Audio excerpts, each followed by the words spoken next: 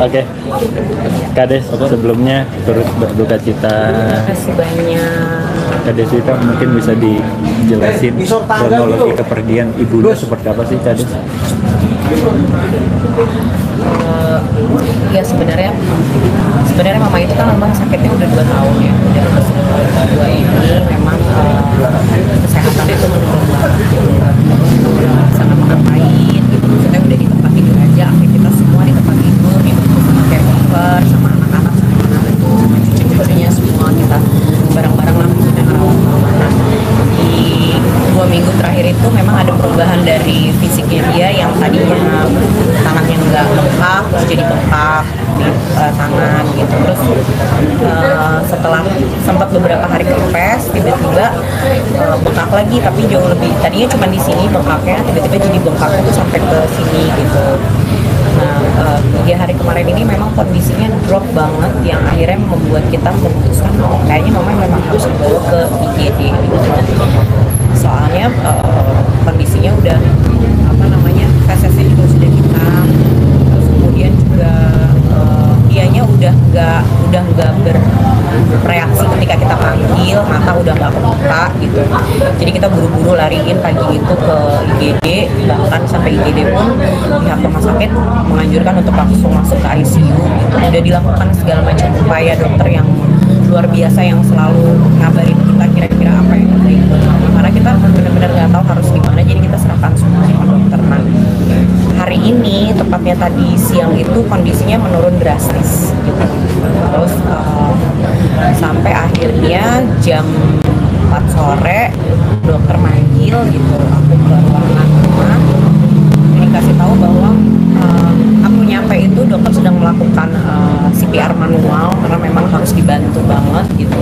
Dan di situ dokter udah bilang bahwa keadaannya, kondisinya udah sangat kritis gitu. Jadi benar-benar mereka tinggal berupaya sebaik mungkin. Jadi dari situ aku langsung manggilin kakak-kakak aku. Kebetulan juga akangnya kan lagi ada di luar kota. Jadi aku manggilin kakak-kakakku, manggilin papanya akang gitu.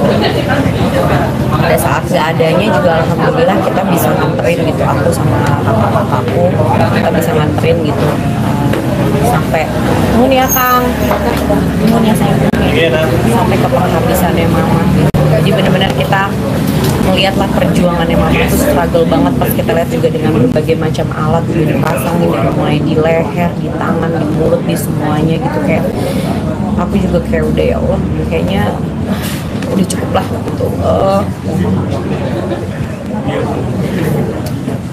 Enggak tega banget kalau harus ngelihat dia terus-terusan di apa ya, disuplai segala macam alat dan obat gitu. Dan aku percaya sih dokter udah berusaha semaksimal mungkin gitu, karena yang aku lihat juga ketika aku masuk tuh nggak cuma 1 atau 2 perawat, sampai ada 2 dokter, sampai ada 4 perawat yang begini lama. Jadi aku yakin mereka semua udah berupaya banget gitu. Sosok almarhumah sendiri seperti apa sih? Mama itu sebenarnya kan memang tinggalnya di sini sama kita ya. Setelah 5 tahun terakhir ini mama tinggal sama kita gitu. Memang setelah mama jatuh itu kita pindahin mama tinggal di rumah kakaknya. Jadi selama di sini tuh orang-orang di sini tuh tahu gitu mama tuh tipe orang yang ceria, terus dia tuh tipe orang yang karena dulunya wanita karir gitu. Jadi dia tuh bener-bener kalau turun tuh udah rapi, udah cantik dengan usianya dia yang saat itu udah 77 tahun tuh. Perawat tuh selalu bilang, cantik banget, segar banget. Karena memang aktivitasnya mama tuh setiap pagi tuh dia tuh jam 4 pagi udah, jam 3 pagi udah bangun, dia mandi, dia beraktivitas, dia olahraga, dia jalan gitu. Memang kalau menurut aku sih emang sehat lah gitu kehidupannya, dan orangnya tuh ceria gitu. Makanya pas dia jatuh terus ya memang udah kehendak Allah gitu. Itu kalau secara medis sakitnya sendiri Sakitnya itu sebenarnya karena jatuh waktu itu, benturan yang begitu kencang di kepalanya dia menyebabkan pendarahan di otak yang lumayan parah. Terus kemudian ada patah tulang di pangkal pahanya dia itu sebelah kiri atau kanan gitu. Terus udah gitu memang pada saat itu dokter memberikan pilihan boleh bisa dilakukan pembedahan untuk mengambil cairan di kepala opini dari dokter lain mengingat kondisi mama yang saat itu sangat lemah dan udah tua banget, kayaknya nggak memungkinkan gitu sebenarnya. Kayaknya nggak memungkinkan untuk mama dilakukan tindakan operasi yang itu adalah operasi berat, operasi besar gitu. Terus akhirnya kita berusaha untuk ya udahlah coba kita treatment pakai obat gitu, kita treatment ya ternyata memang kondisi ininya terus menurun gitu. Kang Ferry kabarnya lagi di Kendari ya? Iya, orang itu lagi di Kendari. Tapi sempat ngelihat dulu di rumah sakit. Kemarin itu dia nganterin, dia ikut nganter mama ke IGD gitu sampai mama udah dimasukin di ICU apa segala macam. Akhirnya dia tuh sebenarnya ragu mau berangkat, tapi karena dia punya tanggung jawab yang besar di sana gitu, dia harus bawa banyak rombongan gitu untuk ada acara pengibaran merayakan kemerdekaan lah ya gitu di Sulawesi sana. Jadi beban gitu dia sebenarnya mau pergi tapi gimana gitu, tapi akhirnya memutuskan ya udah besok pagi pulang karena tadinya mau pulang hari ini tapi nggak ada pesawat yang bisa pulang di hari ini gitu. Rencana dimakamkan? Insya Allah kita mau makamin habis selepas zuhur, setelah sholatkan di sini di Masjid Jami sini, Insya Allah sih di Tangsi. Kalau jatuhnya almarhumah ini bisa dijelasin mungkin kronologi pas kronologi jatuhnya sebenarnya simpel banget Mas, tapi memang Allah udah atur ya gitu. Hari itu dia lagi sehat banget, aku ingat banget dia tuh habis jalan-jalan sama teman-temannya, dia habis ketemu temannya, sahabatnya dia dari luar negeri yang udah lama banget dia nggak ketemu. Terus dia datang tuh bawain aku Tommy kalau nggak salah. Terus udah gitu hari itu tuh nggak tahu kenapa dia tuh kayak resah banget, berapa kali dia naik turun gitu, udah naik ke atas turun lagi ke bawah, naik lagi ke atas turun lagi ke bawah.